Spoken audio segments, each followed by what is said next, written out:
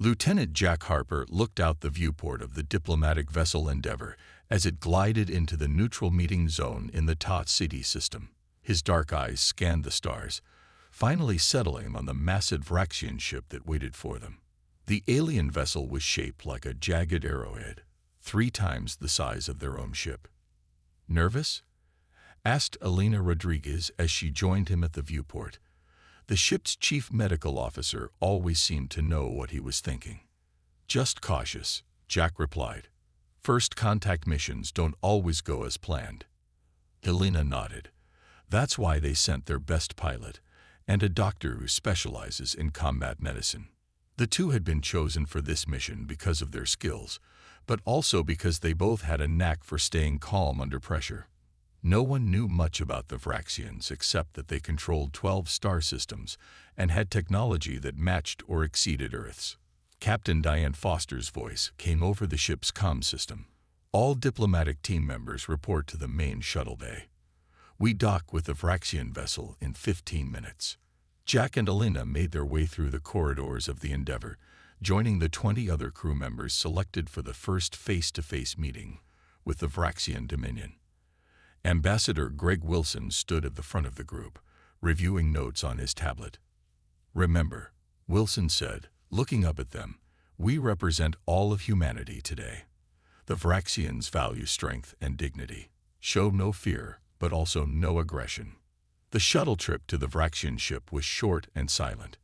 Jack focused on the controls, making sure their approach was perfect. As the shuttle docked, everyone took a deep breath.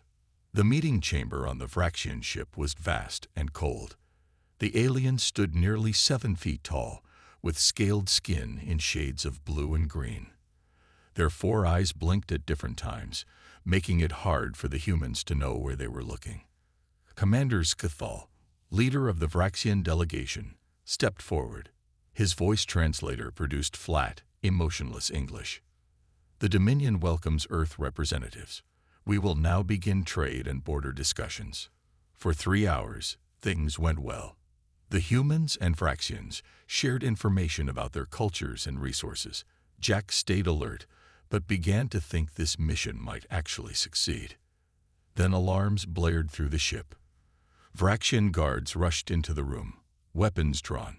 Scathal received a message on his communication device, his outer eyes widening. "Remain here," he ordered the humans before rushing out with half the guards. "Something's wrong," Jack whispered to Elena. Ambassador Wilson tried to reach the Endeavour, but got no response. "Our communications are being blocked," he said. Suddenly, a new group of Vraxians stormed into the room. Their armor was different, marked with red symbols. The leader shouted something that the translators couldn't catch. "Hardliners," one of the human diplomats whispered. "I think there's a coup happening." The new Vraxians began seizing the humans. Ambassador Wilson tried to speak but was struck down. Chaos erupted as the humans tried to defend themselves against the much stronger aliens.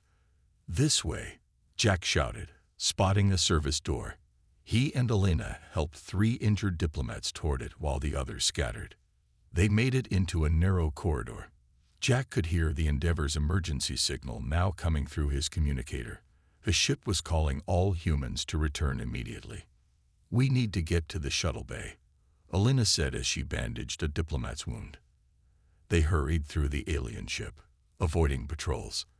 When they reached the shuttle bay, they saw their shuttle preparing to leave, already overloaded with the other survivors.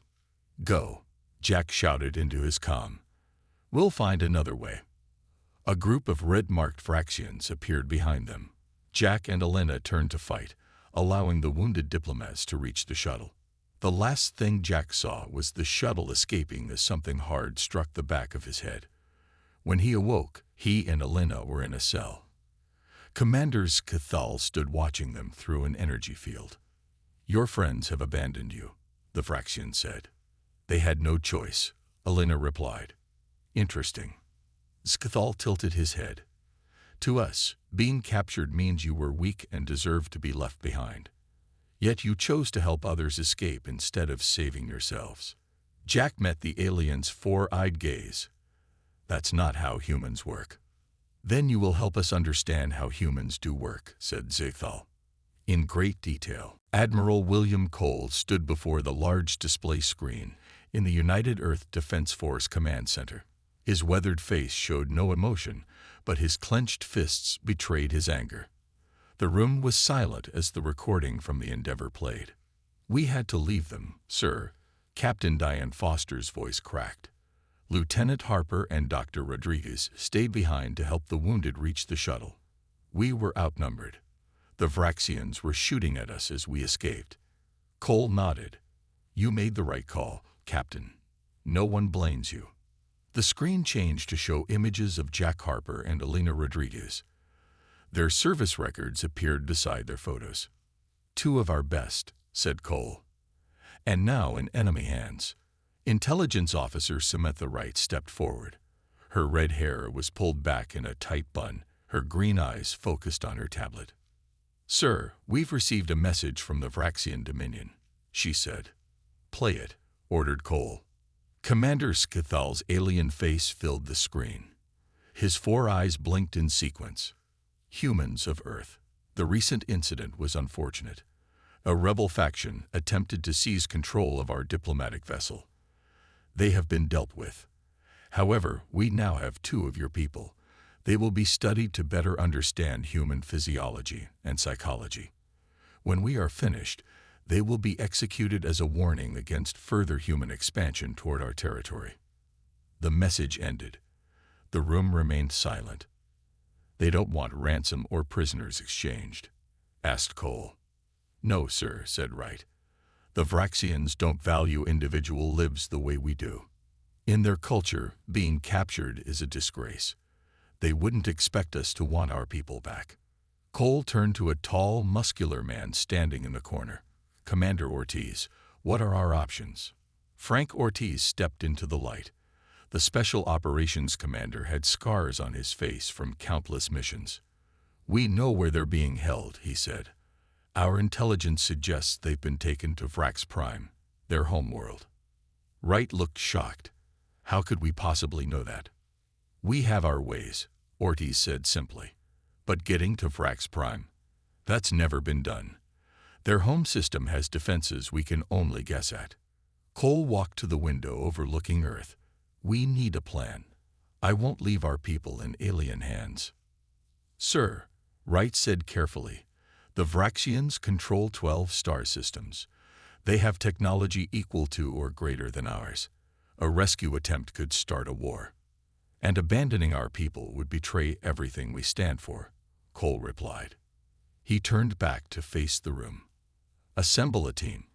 I want options on my desk in 24 hours. Later that day, Wright found Ortiz in the planning room. Screens showed maps of Vraxian space and what little they knew of Vrax Prime. You really think we can do this? She asked. Ortiz didn't look up from his work. We've done the impossible before. Not like this, said Wright. No one has ever infiltrated their homeworld. Then we'll be the first, Ortiz replied. He pulled up an image of an experimental ship, the Shadowhawk. Stealth technology beyond anything they've seen. A skeleton crew. A dozen of my best operators. Wright studied the ship specs. Even with this, you're talking about a one-way trip. Maybe, said Ortiz. But Harper and Rodriguez would do the same for us. Wright was about to argue when her tablet beeped. She read the message and looked up in surprise. Admiral Cole is addressing the United Earth Council right now. He's asking for authorization for your mission. On the main screen, they watched as Cole stood before the planetary leaders. The Vraxians believe we will accept the loss of 2 crew members, Cole was saying. They don't understand us. They don't understand that humans never leave their home behind. Not now. Not ever. In his cell on Vrax Prime, Jack Harper woke from a fitful sleep. Elena Rodriguez sat beside him, tending to the wound on his head. How long was I out? He asked. A few hours, she said. They've moved us. I think we're on their home world now. Jack tried to sit up. They'll come for us. Elena looked uncertain. Jack, we're probably deeper in Vraxian territory than any human has ever been. Doesn't matter, Jack said firmly. If there's any way to reach us, they'll find it. Outside their cell, Commander Skithal watched the humans with curiosity. He couldn't understand their confidence. To a Vraxian, their situation was hopeless. Yet they showed no despair. It was puzzling. Begin the examinations tomorrow, he ordered the scientist beside him. I want to understand these creatures. This is suicide, said General Patricia Lewis, staring at the holographic display of Vrax Prime. The alien planet rotated slowly, surrounded by layers of defense stations. 3 planetary rings of automated weapons platforms, a fleet of warships, sensor nets that can detect a dust particle. And you want to fly right through all of that. Frank Ortiz stood firm, not through it, around it. The briefing room was packed with military leaders and scientific advisors. Admiral Cole sat at the head of the table, listening. The Shadowhawk isn't just stealthy, Ortiz continued. It bends light around its hull. It absorbs radar. Its engines leave no heat signature. On paper, Lewis countered. It's never been tested against Vraxian sensors. Tech specialist Daniel Kim spoke up from the corner of the room. The young engineer had helped design the Shadowhawk. Actually, we have tested it. The Vraxians never detected our probe ships that mapped their defense systems. Admiral Cole raised his hand for silence. The Council has given us authorization, but they've made it clear this must be covered. If you're detected, Earth will deny any knowledge of your mission. Understood, said Ortiz. What are the odds of success? Cole asked Kim. The young man looked uncomfortable. Based on our simulations, about 7.8%. The room went quiet. That's if we try to extract both prisoners, Kim added. If we focus on just one, we get them both or not at all, Ortiz interrupted. Cole nodded. Assemble your team, Commander. You leave in 48 hours. Later, as Ortiz reviewed personnel files, Samantha Wright entered his office. I want to go, she said without preamble. Ortiz didn't look up. Your intelligence, not special ops. I know more about Vraxian culture and language than anyone else available, she argued. You'll need that. Ortiz finally met her eyes. It's not just about skills. Everyone on this mission needs to be ready to die. Because most of us probably will. I know, she said quietly. They're my friends too. After a moment, Ortiz nodded. Get your gear. We leave tomorrow. On Vrax Prime, Elena Rodriguez was strapped to an examination table. Vraxian scientists moved around her, taking samples and readings. Their touch was neither gentle nor cruel, just methodical. Your species has remarkable healing abilities, said the lead scientist, and you seem designed to withstand trauma. We evolved that way, Elena replied, wincing as they drew blood. Life on Earth wasn't easy. In another room, Jack Harper was being questioned by Commander Skithal. Your military structure, your weapons capabilities, your colony locations, the Vraxian listed. Tell me these things. Jack stared at the ceiling. Lieutenant Jack Harper, service number 47,291. Skull tilted his head. You gain nothing by resistance. Your people have abandoned you. My name is Lieutenant Jack Harper, service number 47,291. The Vraxian pressed a button, sending pain through Jack's body. He grunted but said nothing more.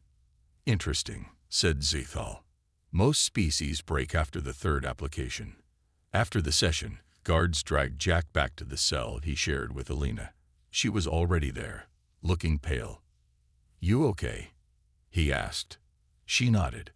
They're curious about our biology. You? Just the usual questions. Name, rank, Earth's defense codes. They both laughed weakly. Any chance of escape? Jack asked quietly. Elena shook her head. I counted 4 security checkpoints between here and the nearest hangar, and even if we got to a ship, we'd never navigate home. Jack closed his eyes. Then we hold out and wait. Elena took his hand. For what? For our people, Jack said with certainty, they'll come. In deep space, on the edge of the solar system, 12 men and women boarded the Shadowhawk. The ship was small and sleek, its black hull seeming to swallow light rather than reflect it. Ortiz addressed his team in the cargo bay. This mission has one objective: bring our people home. The odds are against us. The enemy doesn't expect us. They think no one would risk everything for just 2 lives. He looked at each face in turn. Let's show them how wrong they are. The Shadowhawk's engines powered up, barely a whisper in the vacuum of space. Then it vanished, becoming invisible to even the most advanced tracking systems. The impossible rescue had begun. The Shadowhawk slipped through space like a ghost. For 7 days, the small crew lived in near darkness, all systems running at minimum power. No one spoke above a whisper. Every sound might somehow give them away, though they knew that was impossible in the vacuum of space. Approaching Vraxian outer defense grid, Daniel Kim reported from his station. The screen showed a web of satellites and automated weapons platforms. Ortiz nodded. Maintain course. Samantha Wright studied the alien communications they were intercepting. Their patrol patterns are exactly as our intelligence suggested, she said. They're not expecting anyone. The ship passed within 50 miles of a Vraxian battle cruiser. No alarms sounded. No weapons targeted them. I can't believe this is working, whispered one of the soldiers. Don't celebrate yet, Ortiz warned. Getting in might be the easy part. 3 more days passed as they carefully navigated deeper into Vraxian territory. Finally, the pale blue globe of Vrax Prime appeared on their screens. I've identified the facilities where they're being held, said Kim, pointing to 2 separate locations on the planet's surface. Harper is in a military research compound near the southern pole. Rodriguez is in a biological research center on the equator. Ortiz frowned. They'd been separated. That complicates things. We need to split up, said Wright. 2 teams. Agreed, Ortiz said after a moment. I'll lead the team to extract Harper. Kim, you take Wright, and 3 others to get Rodriguez. Kim looked surprised. Sir, I'm not combat trained. You know their security systems better than anyone, Ortiz replied. And Wright knows their language and customs. Between the 2 of you, you'll figure it out. The Shadowhawk landed silently in a remote mountain range. The rescue teams prepared their equipment. Each person carried Vraxian identity chips that Kim had programmed. Their armor was designed to mimic Vraxian security forces. 48 hours, said Ortiz. We meet back here. If a team doesn't return, the other completes the mission and leaves. No one liked that part of the plan, but they all nodded. In his cell, Jack Harper mapped the guard rotations in his mind. Every day for 2 weeks, he had memorized when guards changed shifts, when food arrived, when scientists came to take him for questioning. The Vraxians were predictable, orderly. That might be useful if a chance for escape came. Though with each passing day, Jack found it harder to believe rescue was coming. Still, he refused to give up hope. Commander Skithal watched the human through the surveillance system. Despite increasing levels of pain during interrogation, Harper had revealed nothing important.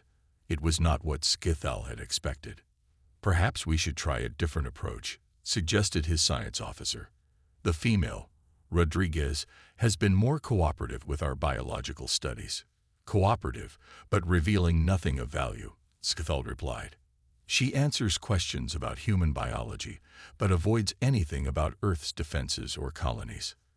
Should we put them together? They might speak more freely if they think they're alone. Skthal considered this. No, they are stronger together. Keep them separated. On the other side of the planet, Alina Rodriguez carefully recorded everything she observed about Vraxian biology. The aliens didn't realize she was studying them while they studied her. As a doctor, she couldn't help analyzing their physiology, looking for weaknesses. Your cellular structure is fascinating, a Vraxian scientist told her. Your body repairs itself much faster than ours. Alina nodded, filing away this information. Vraxians healed slowly. That could be important someday. A commotion in the hallway caught her attention. New guards arrived, speaking urgently. Elena had learned enough of their language to understand fragments. Security protocols. Update immediately. Possible breach. Her heart raced. Could it be? Had Earth actually sent someone? In the mountains outside the capital city, Kim's team boarded a transport vehicle they had stolen. Dressed in Vraxian security uniforms, they joined the flow of traffic toward the Biological Research Center. Remember, Wright said, act like you belong. The Vraxians respect authority and never question orders from superiors. Kim nodded, clutching the fake identification that would get them inside. Just like we practiced. Get in, find Rodriguez. Get out. Across the planet, Ortiz's team approached the military facility where Jack was held. The storm of anticipation was building.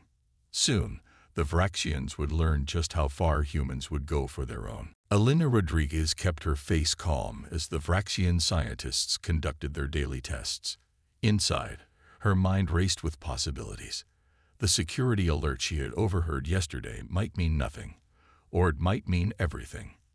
Your heart rate is elevated today, noted the lead scientist, his 4 eyes blinking in sequence. I didn't sleep well, Elena replied. The scientist made a note on his tablet. Humans require regular sleep cycles. Interesting vulnerability. Elena had learned to give them just enough information to seem cooperative while revealing nothing important. For 2 weeks, she had been building their trust, making them believe she had accepted her fate. What they didn't know was that she had been collecting knowledge too. She now understood basic Vraxian biology. Their skin was tougher than human skin, but their eyes were sensitive to bright light. Their breathing system was efficient, but couldn't handle certain chemical compounds. All useful information if escape ever became possible. Across the planet, Jack Harper was dragged into yet another interrogation room. His body ached from the previous day's session, but he kept his expression neutral. Commander Scathal waited for him. Lieutenant Harper, the Vraxian said, today we try something new. A screen on the wall activated, showing Elena in her lab. For each question you refuse to answer, your colleague will experience discomfort. Jack's eyes narrowed. She's a doctor, a healer. She has nothing to do with military information. Then save her pain. Tell me about Earth's defense systems. Jack stayed silent, calculating. The Vraxians would hurt Elena regardless of what he did. But something seemed off about this situation. The timing was too convenient after weeks of separate interrogations. She's not really there, is she? Jack said suddenly. That's recorded footage. You've kept us separated this whole time. Scathal's outer eyes widened slightly. A sign of surprise, Jack had learned. Perceptive, the commander admitted. But it doesn't change your situation. Jack allowed himself a small smile. Actually, it tells me something important. You're getting desperate. You're running out of time.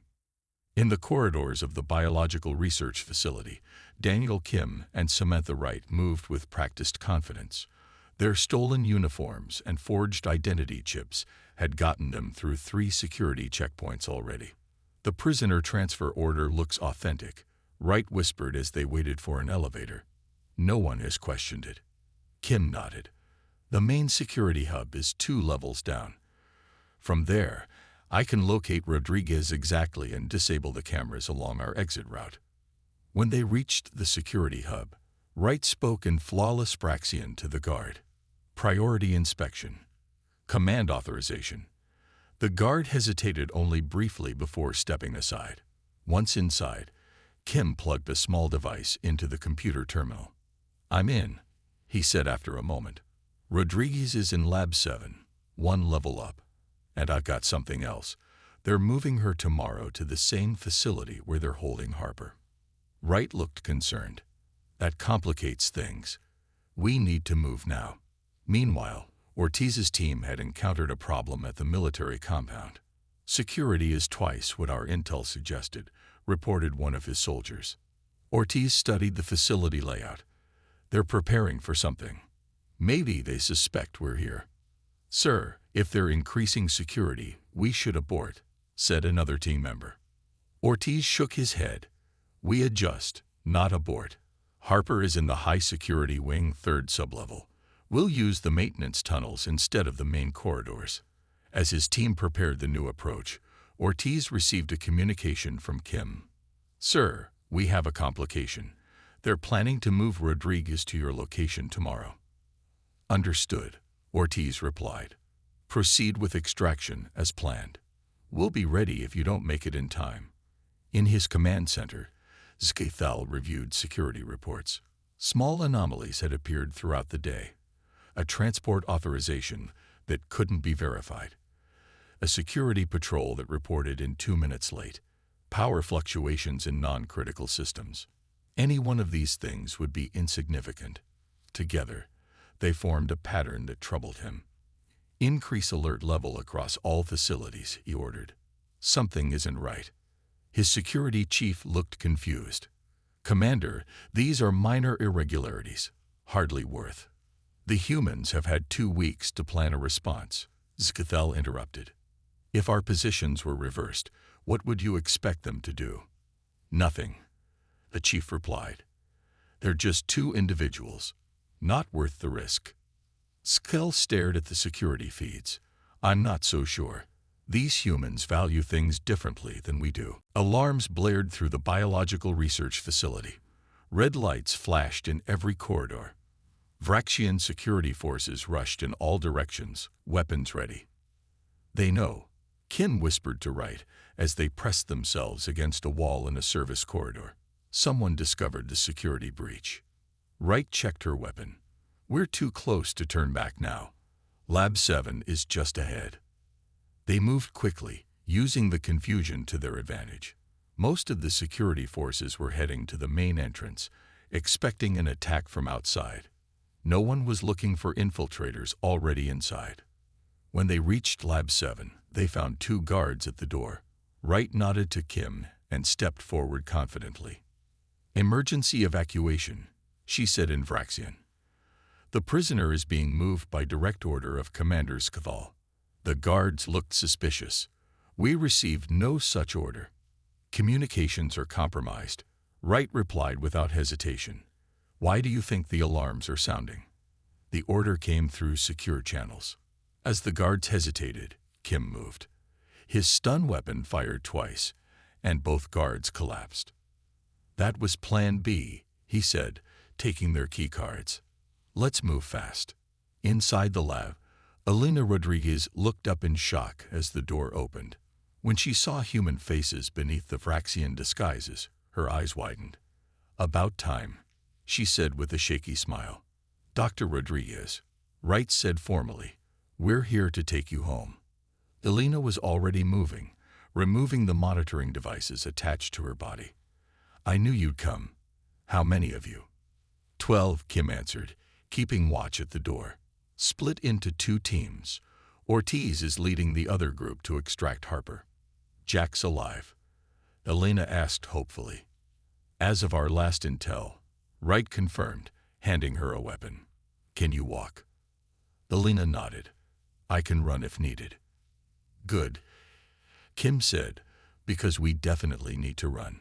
Across the planet, Ortiz's team had reached the cell block where Jack Harper was being held. They had encountered heavy resistance along the way. 2 of their team were wounded, though not critically. Harper's in the isolation unit at the end of the corridor, reported one of the soldiers, checking a scanner. Single guard. Ortiz nodded. Make it quick and quiet. The soldier slipped around the corner. There was a brief sound of struggle, then silence. A moment later, he signaled the all clear. When they opened the cell, they found Jack Harper strapped to a medical table. His body showed signs of harsh treatment, but his eyes were alert and defiant. You guys took your sweet time, he said as they released his restraints. Traffic was hell, Ortiz replied with a grim smile. Can you move? Jack climbed to his feet, swaying slightly. Just point me toward the exit. An explosion rocked the facility, throwing them all off balance. That wasn't us, Ortiz said, checking his communications device. Kim's team must be in trouble. Elena, Jack asked urgently. They were supposed to extract her from the biofacility, Ortiz explained as they moved toward their exit route. But it sounds like things got complicated. Jack grabbed a weapon from one of the soldiers. Then we need to help them. Our mission is to get you out, Ortiz argued. Not without Elena, Jack insisted. No one gets left behind. Ortiz stared at him for a moment, then nodded. We'll try to intercept them at the rendezvous point. In his command center, Skithal watched the chaos unfold across his surveillance systems. The humans had somehow infiltrated both facilities simultaneously. It was a level of coordination and daring he had never expected. How did they get past our defenses? He demanded. His security chief looked stunned. Unknown, Commander. But the intruders are using our own security protocols against us. They have valid credentials. They know our systems. Skithal's 4 eyes narrowed. Seal both facilities. Nothing gets in or out. And prepare my personal shuttle. I want to see this myself. Back at the biological facility, Kim, Wright, and Elena were pinned down in a hangar bay. Vraxian security forces had cut off their escape route. We can't reach the transport, Kim said, ducking as energy blasts hit the crates they were using for cover. There are too many of them. Elena studied the hangar. There's a chemical storage room on the far side. If we can reach it, I can create a diversion. What kind of diversion? Wright asked. The kind that exploits Vraxian biological weaknesses, Elena replied. 2 weeks of being their lab rat taught me a few things about what hurts them. Kim nodded. Cover us, he told the other 2 team members. We'll make a run for that storage room. As they prepared to move, Wright's communication device activated. Ortiz's voice came through, broken by static. Kim, position. Harper secure. Heading to extraction point. The chemical mist filled the hangar, causing the Vraxian guards to fall back, clutching at their eyes. Elena had mixed compounds that irritated the aliens' sensitive visual receptors without harming humans. This way, Kim called, leading Elena and Wright toward a small maintenance exit. The other 2 team members provided covering fire as they ran. Outside, they found themselves on an exposed landing platform. The city stretched below them, its alien architecture gleaming in the pale blue light of Vrax Prime's twin moons. The rendezvous point is 8 miles north, Wright said, checking her navigation device. But we'll never make it on foot. Elena pointed to a row of small transport vehicles. Will one of those work? Kim rushed to the nearest one, quickly bypassing its security system. I can fly anything with a circuit board, he said with a grim smile. As the small craft lifted off, alarms continued to blare behind them. In the distance, they could see Vraxian patrol ships beginning to converge on the facility. They're locking down the whole area, Wright observed. Ortiz's team will have trouble getting out. Elena gripped her seat. Can we contact them? Kim shook his head. Too risky. Any transmission might be detected. At the military facility, Ortiz and his team faced similar problems. They had fought their way to an exterior wall, but now found themselves surrounded. The main gates are sealed, reported one of the soldiers. Aerial patrols are circling the perimeter. Jack Harper studied the Vraxian weapons they had captured. These have enough power to blow through the wall, he suggested. Ortiz nodded. Do it. We make our own exit. The explosion tore a hole in the facility's outer wall. As alarms screamed, the humans rushed through the smoking gap, firing at the guards who tried to pursue them. The forest is half a mile ahead, Ortiz said as they ran. If we can reach it, we might lose them long enough to make it to the rendezvous point. A Vraxian patrol ship appeared overhead, its searchlights sweeping the ground. The humans scattered, diving for cover among the rocky terrain. They've got us pinned, Jack said, breathing hard. The weeks of captivity had taken a toll on his strength. Ortiz studied the patrol ship. Not for long, he said, raising one of the Vraxian weapons. He took careful aim at the ship's engine intake and fired. The blast struck home. The patrol ship wobbled, then veered away, trailing smoke. "Nice shot," Jack said. Ortiz nodded. "Let's move before more show up." As they continued toward the forest, Jack's legs gave out. He stumbled and fell. Ortiz immediately turned back, lifting the lieutenant to his feet. "I'm slowing you down," Jack said. "You should." "Don't even suggest it," Ortiz cut him off.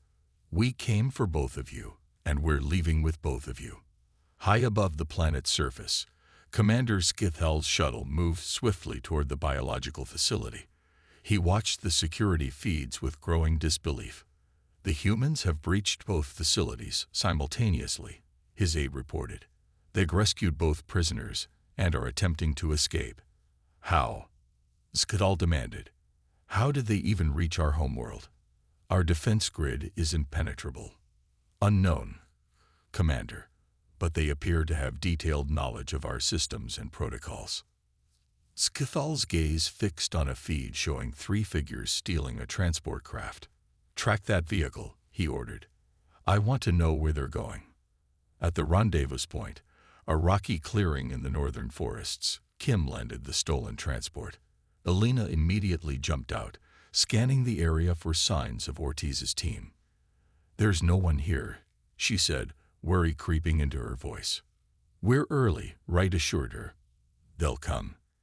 Kim checked his equipment. "The Shadowhawk should be on its way too.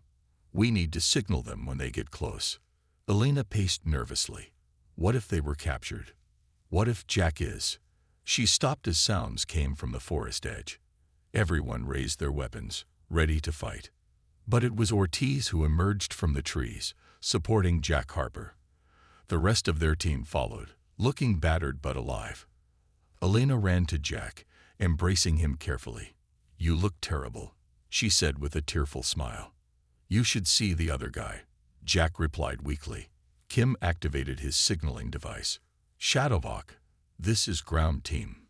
Package secure. Ready for extraction." The reply came immediately. "Ground team, we're 5 minutes out. Be advised, we're tracking multiple Vraxian ships converging on your position." Ortiz gathered everyone around. 5 minutes. We hold this position for 5 minutes.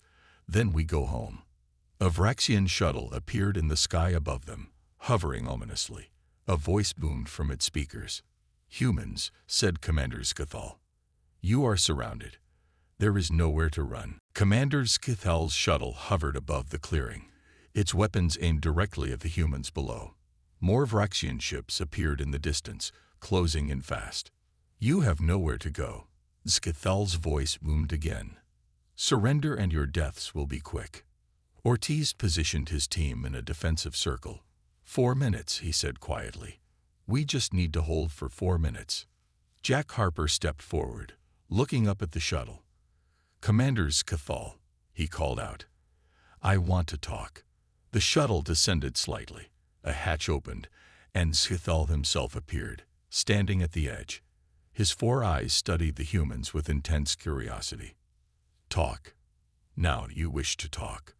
The Vraxian commander sounded almost amused.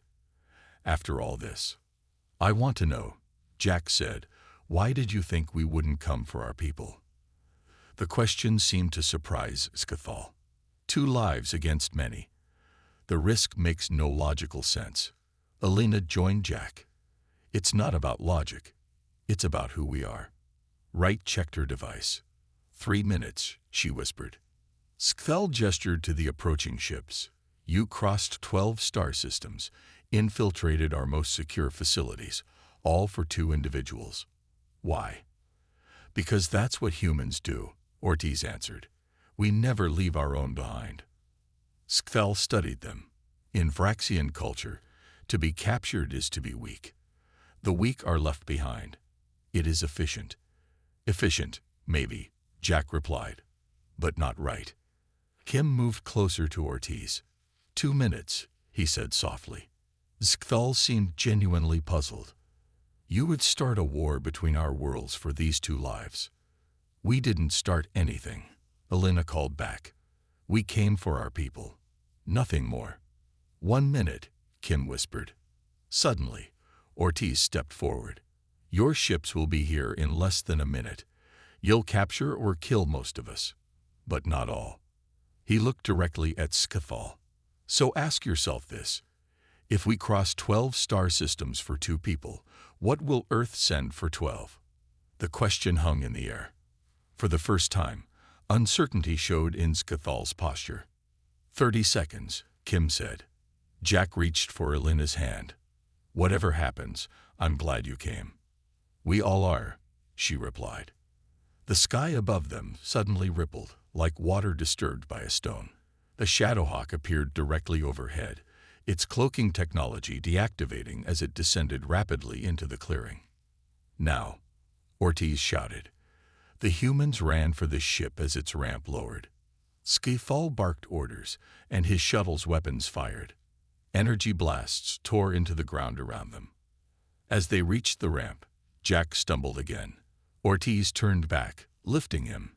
A Vraxian energy blast struck the commander directly in the back. Go, Ortiz shouted, pushing Jack toward the ramp even as he fell. Frank, Jack tried to pull him up. Leave, Ortiz gasped. Complete the mission.